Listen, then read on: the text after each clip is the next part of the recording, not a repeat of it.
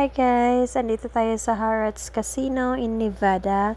Ayan guys, pupunta tayo ng Utah tomorrow. Kaya dito muna tayo mag-spend ng night.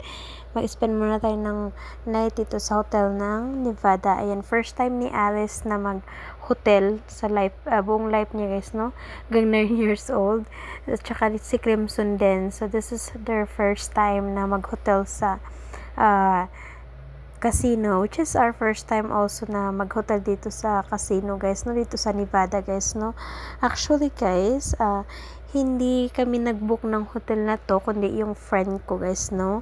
So binigay lang niya to kasi nga hindi siya makakapag spend the night guys, pero na-book na nga niya since magta-travel kami bukas ng Nevada, kaya ito nag-spend kami ng night dito sa hotel guys. Kaya thankful na din, tsaka regalo na din daw niya sa anniversary namin at tsaka birthday, charot day.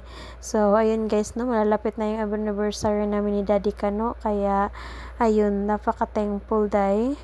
Kaya maagang maaga din naman tayo aalis bukas papuntang Nevada.